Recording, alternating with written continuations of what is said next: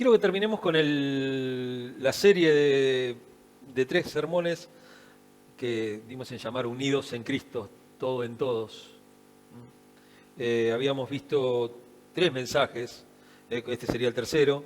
El primero fue la universalidad de Jesucristo, ¿no? Y cómo Él había derribado las barreras que nos separaban, no solamente de que nos separaban de Dios, sino que también nos separaban de nuestros semejantes.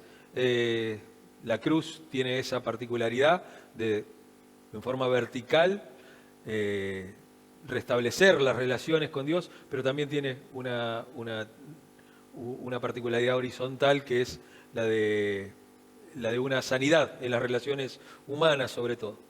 Y el otro sermón fue sobre las vestimentas de la gracia, esta cosa de revestidos. Y hoy vamos a continuar un poquito con ese revestimiento en Cristo, pero vamos a ver los vestidos, no íbamos a ver eso. El vínculo, los vínculos, el tema de los vínculos del cristiano. Pero también tiene que ver con las vestimentas, ¿no? Porque precisamente arranca con ese texto.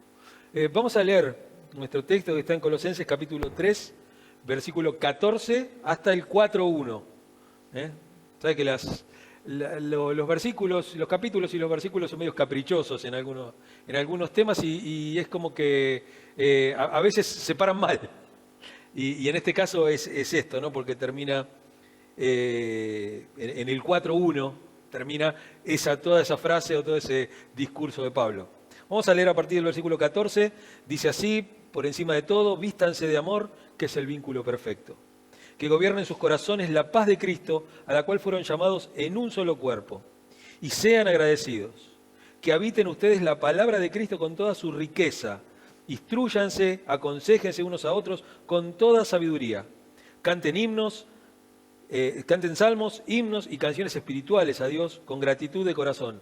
Y todo lo que hagan de palabra o de obra, háganlo en el nombre del Señor Jesús, dando gracias a Dios el Padre por medio de Él.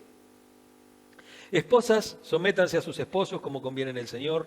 Esposos, amen a sus esposas y no sean duros con ellas. Hijos, obedezcan a sus padres en todo, porque esto agrada al Señor. Padres, no exasperen a sus hijos, no sea que se desanimen. Esclavos, obedezcan en todo a sus amos terrenales, no solo cuando ellos los estén mirando, como si ustedes quisieran ganarse el favor humano, sino con corazón sincero y por respeto al Señor. Hagan lo que hagan, trabajen de buena gana, como para el Señor y no como para nadie de este mundo, conscientes de que el Señor los recompensará con la herencia. Ustedes sirven a Cristo el Señor. El que hace mal pagará por su propia maldad, porque en esto no hay favoritismos. Y el 4.1 dice: amos, proporciones a sus esclavos lo que es justo y equitativo, conscientes de que ustedes también tienen un amo en el cielo.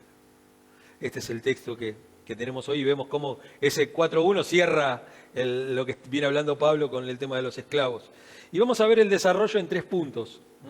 Como siempre, el vínculo perfecto, el primer punto.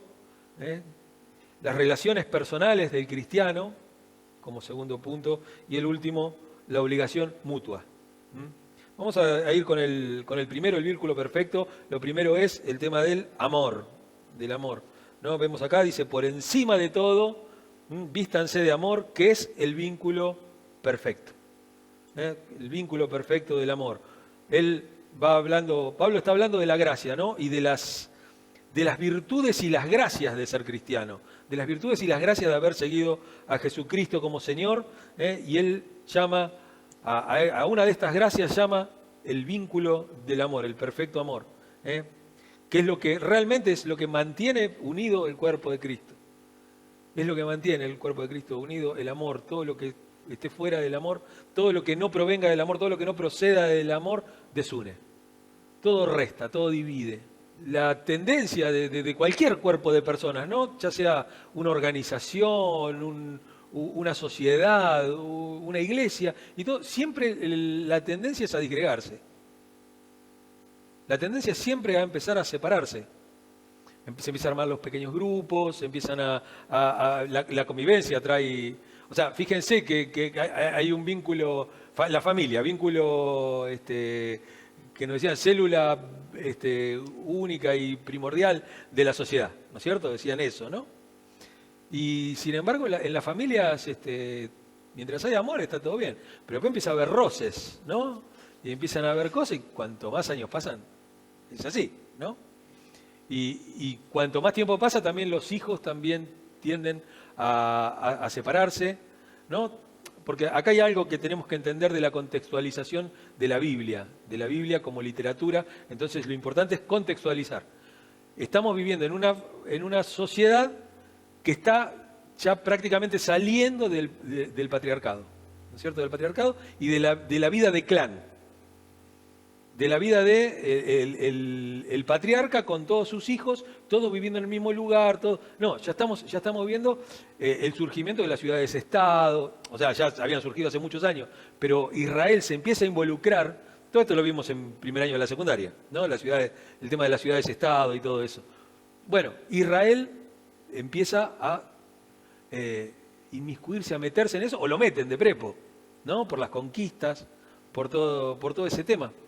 Entonces vemos eso, vemos que una sociedad que está acostumbrada al patriarcado, a estar todos juntos, se empieza a separar. Se empieza a perder la vida de clan, esa vida rural, esa vida que tenían, empieza a meterse en las ciudades. Y en las ciudades, bueno, ya uno no tiene lugar para criar tanta cantidad de animales, no tiene para plantar, no puede salir a cazar, no puede salir a recolectar. Entonces ya se dan los oficios manuales, se empieza a dar todas esas cosas y las familias se empiezan a separar. Ya no pueden entrar, no puede tener los 12 hijos con las 12 esposas, todos los nietos. Ya no se puede tener así. Entonces hay un cambio, y por eso Pablo habla de este tema de los hijos y de los padres y de las esposas y de los esposos, porque hay una sociedad que está cambiando. Hay una sociedad que está en pleno cambio. Para nosotros a veces pensar en estas cosas, y bueno, pero es así, porque el hombre dejará a su padre y a su madre. Bueno, ese texto es mucho más parecido a nuestra vida actual que lo que era en la vida de clan. En la vida de esos, de donde había un patriarca, de donde había. Incluso vieron que hay una matrilocación ahí también, ¿no? Porque el hombre dejará a su padre y a su madre y se unirá a su esposa, ¿no es cierto? El hombre era el que iba a vivir a la casa de la esposa, no era al revés. La esposa no iba a vivir a la casa del esposo, el esposo iba a vivir a la casa acuérdense, ¿no es cierto? Jacob. ¿Jacob a dónde va a vivir? A la casa de Labán. Moisés, ¿a dónde va a vivir? A la casa de Jetro. Sansón, ¿a dónde va a vivir? A la casa de la esposa con los filisteos. Por eso se hablaba tanto del tema de que no te cases con mujer de otra cosa. Claro, porque te sacaban del círculo íntimo. Por eso tenía que ser alguien de tu familia, alguien que estaba ahí. Por eso Isaac, cuando le pide al siervo que vaya a buscar dentro de mi familia que sea, para que no se me vaya, ¿no? Entonces está esa idea. Esa idea hay que tenerlo en cuenta. Digo, no es que tenemos todo, vamos a poder estudiar la sociedad, pero digo, para poder leer el texto y tener en cuenta cómo era y que hay cosas que tendríamos que aplicarlas de otra manera. Y acá esta cosa, ¿no? El amor de Cristo como lo primordial, como el vínculo perfecto, porque cuando sentimos que somos amados por Cristo, nos invade lo segundo, que es la paz. 15. Que gobierne en sus corazones la paz de Cristo, a la cual fueron llamados en un solo cuerpo. La paz de Cristo. Entonces utiliza esto, que la paz de Dios sea la que lo decida todo. Esa sería la palabra. Que la paz de Cristo sea la que decida todo en su vida. Todo lo que hagan, que todas sus decisiones sean basadas en esta paz que sentimos, en esta tranquilidad, en este sosiego que Cristo nos trae por medio de su amor. Que todo lo que hagamos lo hagamos por medio de ese vínculo del amor, pero también el vínculo de la paz, de estar en paz. Utiliza un verbo, ¿no? También otra de las cosas sería algo así como que la paz de Dios sea el árbitro en vuestro corazón. Y toma una imagen de los deportes, bueno, estamos en el mundo griego, ¿no? Estábamos con las Olimpiadas, ¿no? con los Juegos Olímpicos, más que nada. Las Olimpiadas es el tiempo que pasa entre un Juego Olímpico y otro, ¿no? Esos años que pasan son las Olimpiadas, pero el momento en el cual se juega son los Juegos Olímpicos. Es otra cosa totalmente diferente. La nota de color no tiene nada que ver, pero bueno. Es el mundo en el cual estaban ellos, ¿no? El mundo de Pablo, ¿no? Y utiliza eso. Es un pueblo, los griegos son un pueblo muy deportista, que tenía muchas competencias y muchas de ese tipo de cosas. Y cuando y es esa palabra, cuando es el VAR. Es el VAR. Cuando tiene cosas que son muy discutibles, ¿vieron? Cuando hay cosas que son muy finas, que hay que discutirlas, que no se sabe si es una cosa u otra, Pablo dice que arbitre el amor y la paz. Que esa paz que ustedes tienen en el corazón, que esa sea lo que arbitre. Cuando los sentimientos están en conflicto, cuando ustedes no saben si amar o odiar, cuando tienen mucha bronca, bueno, el amor y la paz son las que tienen que ser el árbitro ahí. No pongan al odio como árbitro, no pongan el otro día me decía mi psicólogo, me decía, hay que, dice, olvidarse de la deuda, hay que quitar la deuda. Dice, el perdón es muy relativo porque la otra persona se tiene que arrepentir y tiene que, dice, quita la cuenta del camino, no póngase, porque dice, y no solamente eso, me dice, mirá que no es una decisión, es un proceso. Me dice, vos tomás la decisión hoy, pero es un proceso. Me dice, porque vos hoy perdonás y decís, bueno, esta cuenta está saldada. Pero después vos te va a faltar plata y vas a decir, uy, yo tenía una deuda. Ah, no, cierto que yo ya la había perdonado. Entonces dice, va a pasar otra vez y otra vez. Ah, cierto que yo ya la había perdonado. Cuando te pase 25 veces eso, ya después vas a ser mecánico. Entonces ahí sí lo podés dar por saldado. No, fíjense cómo va obrando, y eso también nos tiene que ayudar a nosotros también. Lo hablamos mucho el día jueves, porque hablamos sobre el perdón, ¿no? Versículo 16, que habite en ustedes la palabra de Cristo con toda su riqueza. La palabra de Cristo es parte del vínculo del amor. El amor está compuesto o está basado en todas estas cosas, ¿no? En una sensación de paz, en la palabra de Dios, ¿no? Y con lo cual dice acá, que habiten ustedes la palabra de Dios con toda su riqueza. El salmista dice, es más preciada que el oro refinado. Es más pura que la miel que destila del panal. ¿No es cierto? Y a mí me gusta siempre, sobre todo me encanta esa frase que dice, hace sabio al sencillo. ¿No? Hace sabio. La palabra de Dios no está hecha para la salda, como decía Spurgeon, ¿no? Spurgeon dice, Dios me dijo, alimenta mis ovejas, no alimenta mis jirafas. Entonces él decía que todo lo tenía que llevar allá abajo para que todos pudieran alcanzar. Y él dice, precisamente el Señor dice por medio del salmista, hace sabio al sencillo. 16. ¿No? Que habiten ustedes la palabra con toda su riqueza, instrúyanse y aconséjese unos a otros con toda sabiduría. Con toda sabiduría. O sea, hace sabio al sencillo, dijimos. Bueno, con esa sabiduría, pero esa sabiduría que proviene de la palabra de Dios. Cuando tengan que solucionar algo, busquen en la palabra de Dios. Y no es buscar a ver qué me toca, sino que en base a escuchar tanto la palabra de Dios, leerla, estudiarla y todo, viene a la mente. Viene a la mente cuando, la palabra de Dios dice esto. En esto que me está pasando, la palabra de Dios dice esto. Es una cosa de costumbre y de continuamente acercarse. Que la palabra de Dios, acercarse a la palabra de Dios, y la palabra de Dios se acerca en los momentos difíciles para nosotros. Lo cuarto es la doxología. La doxología viene de doxa, ¿no? De como una alabanza. Como una alabanza, como una exaltación. Como una exaltación. La doxología en la iglesia. ¿No? Dice acá, versículo 16, la segunda parte, dice, canten salmos, himnos y canciones espirituales a Dios con gratitud de corazón.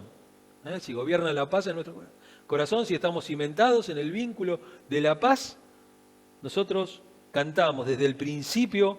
Desde el principio la iglesia fue una iglesia cantora. Fue una iglesia cantora porque lo heredó de los judíos.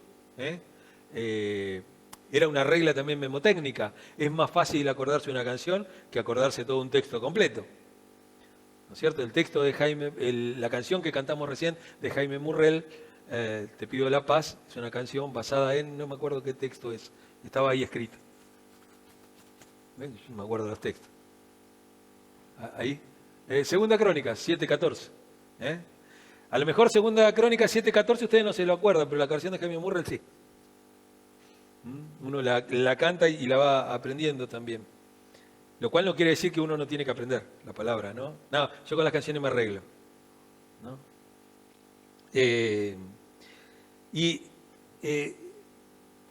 Una de las primeras descripciones que hubo de la iglesia y que quedaron escritas es la de Plinio, un gobernador romano, que le cuenta al emperador Trajano en una de las cartas, en una de las comunicaciones, se ve que le mandó a preguntar qué hacían los cristianos. Y dice, se reúnen al alba para cantarle un himno a Cristo como Dios. Siempre está esa gratitud de la iglesia, siempre está esa devoción de la iglesia, siempre está esa adoración de la iglesia como parte central de todo, ¿no?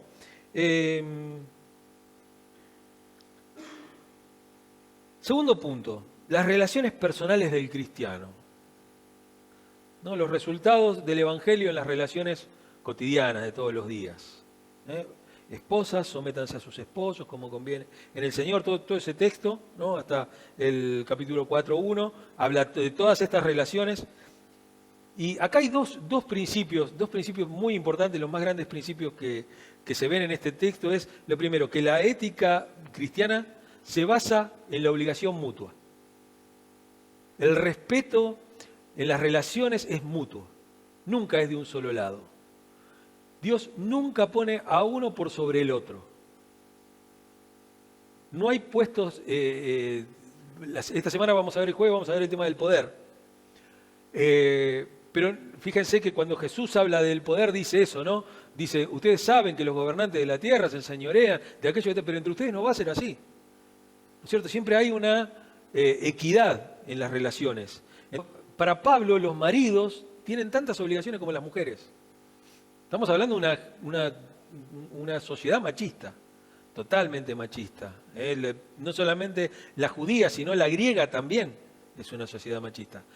Las únicas que tenían esa libertad así de andar eran las prostitutas. Después, la que estaba casada no tenía esa libertad. Tenía que estar en su casa, el que se iba a divertir, el que iba a debatir al foro, que se reunía en el ágora, ahí era el marido.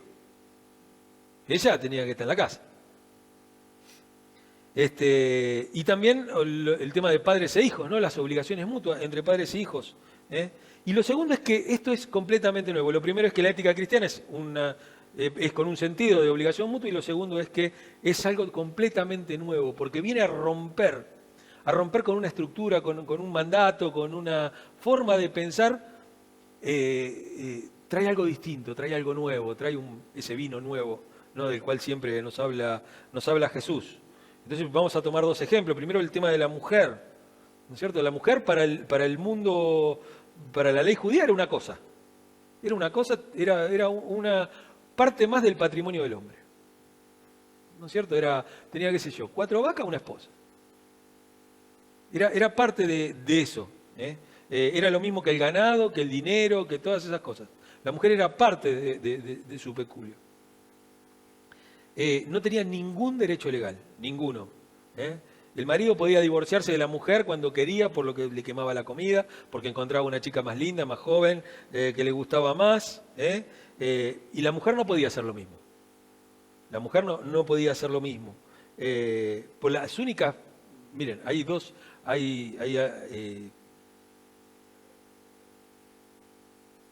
acá anoté 3, pero hay una más que yo me había olvidado.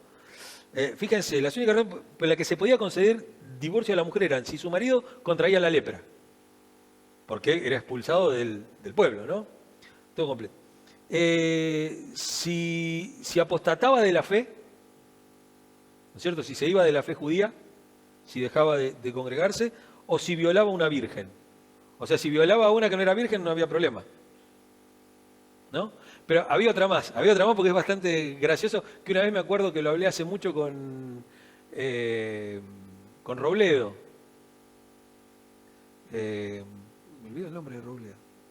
El papá de Raúl, Guillermo Robledo.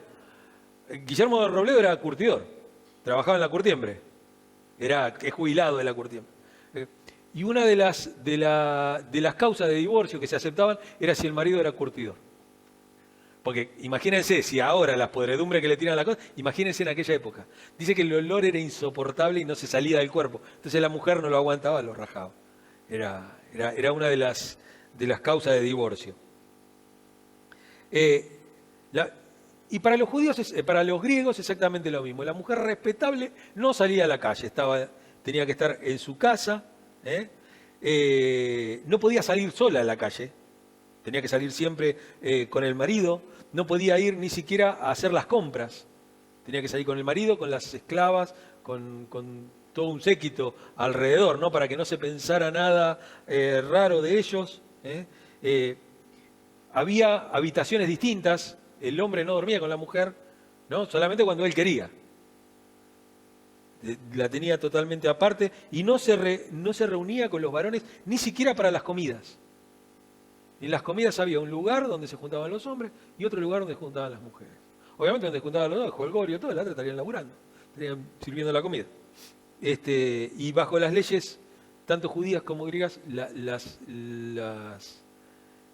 privilegios pertenecían a los maridos y las obligaciones a la mujer.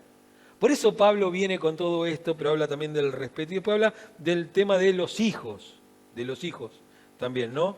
Y acá sobre todo el tema de la patria potestas romana o la patria potestad romana. Nosotros tenemos una ley o un código de leyes hijo del código romano, del derecho romano.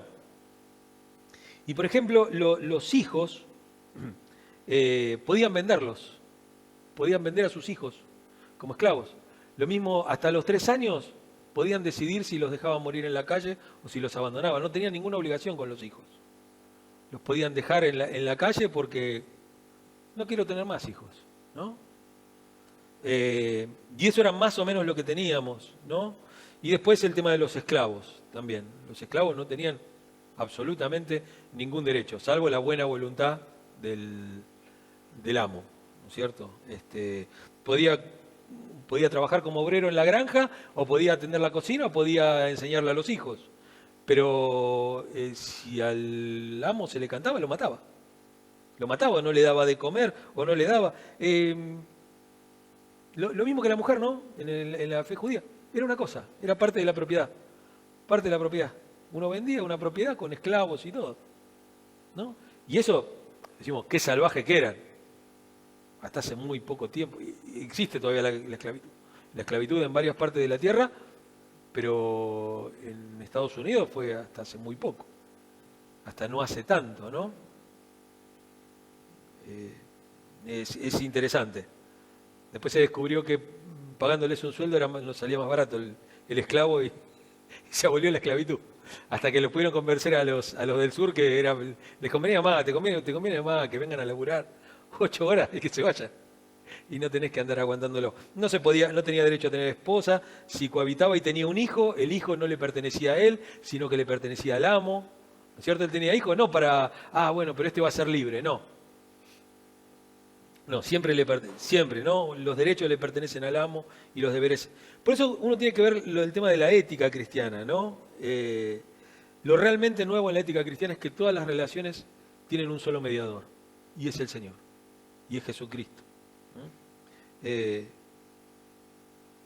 Y quiero que veamos el último punto, que es la obligación mutua, que es de esto que estamos hablando. Las 3 esferas de las relaciones humanas de las cuales nos habla acá Pablo. La casada ha de respetar a su marido, pero el marido ha de amar a su mujer y tratarla con amabilidad. El tema es que acá no hay diferencia entre hombre y mujer. No hay. Las palabras que utiliza Pablo son distintas, pero hay que verlas en el contexto, digo, ¿no? De esta cosa de que la mujer era propiedad del marido. Entonces, claro, porque te viene la libertad de Cristo y de repente la mujer revolea la chancleta y ¿viste? Se termina todo. O sea, empieza a tener más conflicto que otra cosa. Entonces, Pablo trata de suavizarlo, pone ese verbo, sométanse, y ese verbo, sométanse. No hay otra... porque la palabra es la misma... Vieron que hay 2 o 3 clases de esclavos, ¿no? Y el peor de las clases de los esclavos es el juperete, que es el que terminaba trabajando en los remos o en las minas. Ahí terminaba tu vida ahí, ¿no? Claro, sí, el que te ponían ahí en un remo y estabas remando todo el día. Y el juperete encima era el de abajo de todo. Imagínense que tenía varios niveles, tenían de remos, entonces el que estaba abajo, los que estaban arriba, cualquiera, todos los que estaban ahí estaban todos encadenados. Permiso para ir al baño. No, desnudos estaban ahí. Imagínate el de abajo. Es lo mismo, estar abajo, estar arriba. Yo no sé qué diferencia te puede hacer. Pero sabías que ibas a morir en el remo. Te morías en el remo, a lo mejor te tiraban ahí al costado y iba otro y lo encadenaban, ¿no? Y lo mismo que en las minas no duraba mucho. Ser esclavo de una mina es complicado, ¿no? Con todo lo que eso implica. No, claro, porque la mina no es... Ya hoy es complicado trabajar en una mina con todos los artefactos que hay, tiene aire acondicionado, de extracción de aire, inserción de oxígeno, un montón de cosas, ¿no? Pero en esa época te metían ahí en la cuevita y cabá, se te tapan los pulmones. ¿Eh? Claro, con el canario, ni siquiera, ni el canario. En esa época, a veces iban a agarrar un canario para eso. Entonces digo, fíjense, utiliza esa imagen de sometimiento. El sometimiento de ese esclavo. No era el doulos del que habla el Señor, ¿no? Que es el esclavo doméstico, el que está en la casa, el que tiene contacto. No. Es fuerte la palabra que utiliza Pablo para el sometimiento. Pero digo, por eso hoy hay que contextualizarlo eso y hay que poner hay que ponerlo de vuelta en esa cosa, es ámense unos a otros. No hay sometimiento. Si se van a someter, sométanse unos a otros, los dos, en ese tipo de sometimiento. Porque la palabra que utiliza para el marido, porque dice, maridos, amen a sus esposas, es la palabra que utiliza para amor, es la misma palabra que utiliza para Cristo, ¿no? Para el amor de Cristo, el amor ágape, ¿no? El amor que está dispuesto a dar la vida por el otro. Entonces digo, bueno, hay un sometimiento, pero hay un amor. Hoy creo que el vínculo del amor sería lo más correcto en los tiempos que corren. Creo que sería lo más correcto. La Biblia debe ser contextualizada, sin que pierda la esencia, ¿no? Porque la esencia, ¿cuál es? La esencia de todo este texto es el vínculo. Es el vínculo. El vínculo del amor es la unión, es la unidad. Son las relaciones humanas, es la paz. Ese es lo radical de todo esto que estamos hablando. Entonces digo, el amor ágape, ese amor que está dispuesto a dar la vida por el otro. Nadie tiene, Jesús lo utiliza para los amigos, ¿no? Dice, nadie tiene mayor amor que que uno ponga la vida por sus amigos. Por sus amigos. Y el tema de la ética también para con los padres, ¿no? Hijos, obedezcan a sus padres en todo porque te agrada el Señor. Padres, no exasperen a su hijo, no sea cosa que se desanimen, ¿no? La ética cristiana establece esto, establece que la obligación de los hijos de respetar a sus padres, pero también la relación de los padres con los hijos, ¿eh? Si un padre es demasiado complaciente, si uno es demasiado, seguramente el hijo va a ser indisciplinado. Es interesante que hay que... tenemos una generación de cristal, ¿no? Esta generación que tenemos, que se va a poner mal, que se va a frustrar. Bueno, la vida te va a frustrar, el trabajo te va a frustrar, el mundo está programado para frustrarte, no hay. Estos pibes que salen ahora, lo que pasa es que los chicos le tienen mucha fe al TikTok. Claro, le tienen mucha fe a la gente que escuchan por TikTok. No, porque tú no sabes, tiene 3 millones de seguidores. Mirá, puede tener. Dice, comamos excremento, ¿no? Miles de millones de moscas no pueden estar equivocadas. Que la cantidad no tiene nada que ver. Dice, no, tiene 3 millones de seguidores este tipo, dice, y te aparece un chiquito de 14 años con la cara tatuada y, no sé, el pelo teñido de violeta, y te aparece y te dice, sí, porque yo me di cuenta que estaba desperdiciando mi tiempo con el estudio. Yo te quiero contar que empecé con los bitcoins y las cosas, entonces, y aprendí de economía ontológica. No tienen ni idea. Los pibes, y ahora yo te quiero contar, y después le quieren vender un curso, ¿viste? Y los pibes. O los pibes que piensan que se pueden hacer millonarios jugando con los casinos estos virtuales, ¿no? Bueno, eso es también porque es complicado, es complicado. Ayer lo hablaba con un amigo y le decía, porque él le decía, tengo arriba de mi casa, tengo un lugar así que tiene una escalera por el costado. Dice, mi hijo todavía no se apioló, pero dice, yo lo quiero apiolar para que tenga ahí su lugar, qué sé yo, Porque hablábamos de esto. ¿Cuántos nos damos cuenta que nuestros hijos, la generación que viene, ¿quién se va a poder comprar una casa? No es como nuestra generación, ¿no es cierto? Entonces uno busca eso también, pero los chicos hoy, precisamente esa cosa de no poder comprarse una casa, de no poder comprarse un auto, de no poder ahorrar, eso es lo desesperanza, terminan desesperanzándolos. Y entonces uno tiene que enseñarles que el mundo te va a desesperanzar, pero que también que hay esperanza y uno los tiene que ayudar. Por eso dicen, no exasperen, no exasperes a tu hijo, no lo vuelvas loco. Fíjense que Lutero tenía una frase, decía, no apliques la vara y echarás a perder al hijo, decía Lutero, ¿no? No apliques la vara, no le des y vas a echarlo a perder. Pero, decía, él también dice, es verdad, pero ten una manzana lista para cuando se porte bien. Hoy sería un caramelo, no sé, otra cosa. Enseñarles que el bien y el mal tienen que ver con también lo que uno produce. Enseñarles la siembra y la cosecha a nuestros hijos. No que tengan todo... Mira, si cuando vos te morís tus hijos se están peleando por lo que le dejás, hiciste mal las cuentas. Hiciste mal las cuentas. Yo conozco una persona que está pasando necesidad y tiene 2 propiedades. Pasando necesidad, tiene 2 propiedades. Digo, vende una. O dividí una y hacé 2 de esas, porque eres grande, qué sé yo, alquilá las 2 y te vas a vivir a la otra. Y viví tranquilo, sin necesidad, pero yo le quiero dejar un departamento a cada hijo, o una casa a cada hijo. Estás equivocado. Estás equivocado.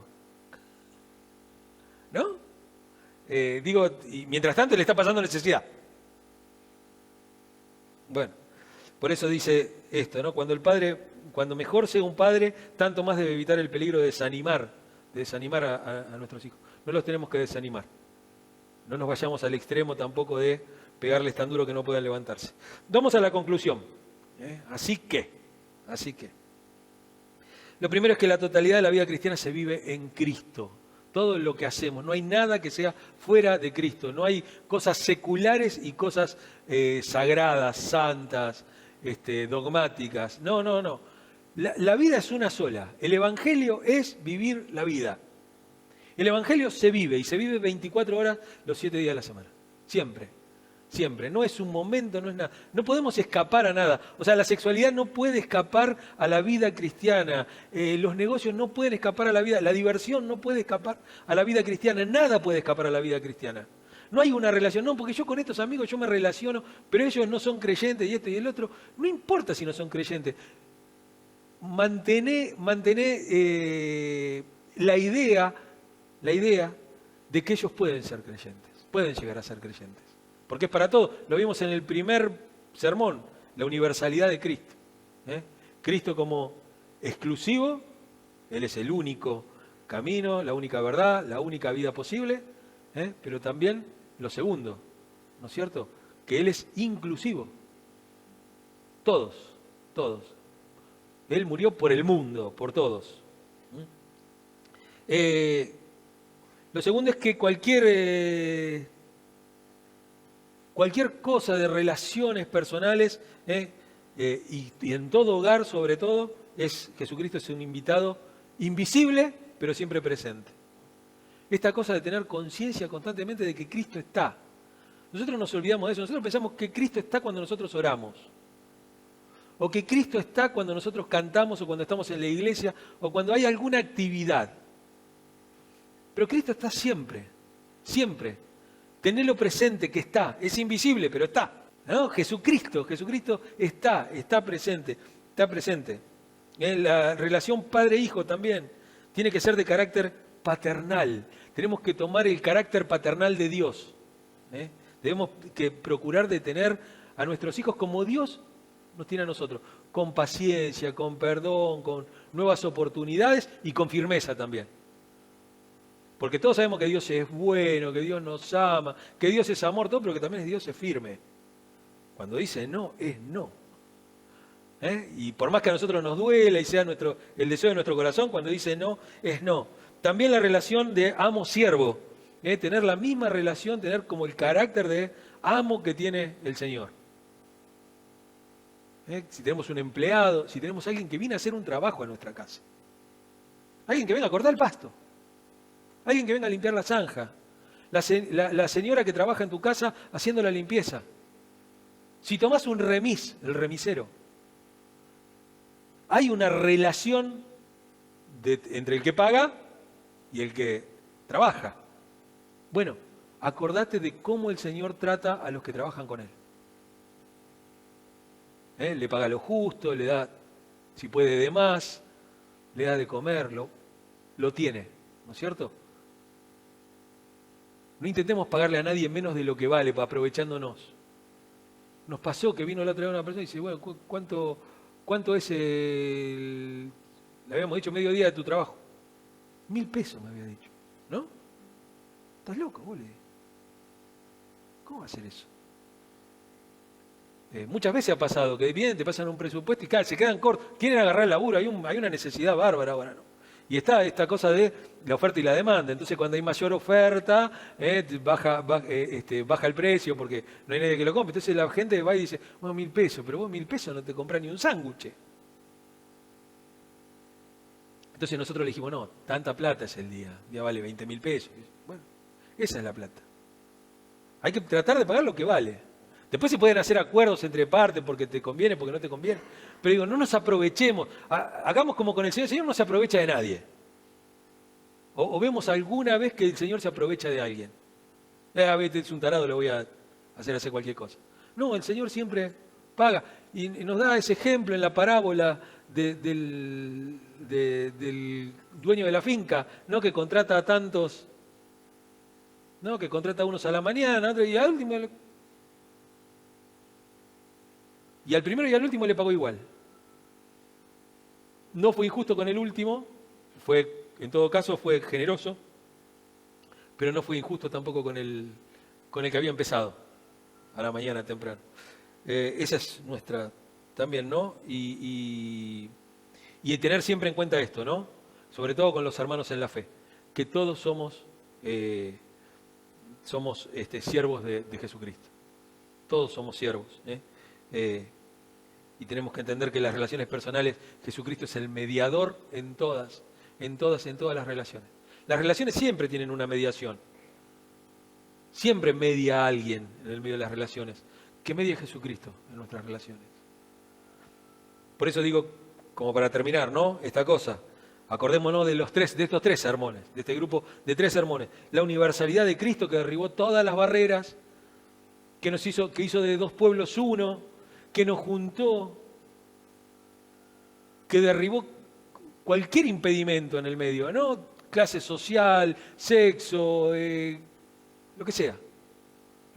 Hizo de todos los pueblos uno solo. Segundo, las vestimentas de la gracia. Revístanse del Señor Jesús, renovando continuamente el conocimiento. Ahí en los versículos anteriores habla perfectamente de eso. De afecto entrañable, de bondad, de humildad, de amabilidad, de paciencia, que se toleren unos a otros, que se perdonen si alguno tiene queja contra el otro.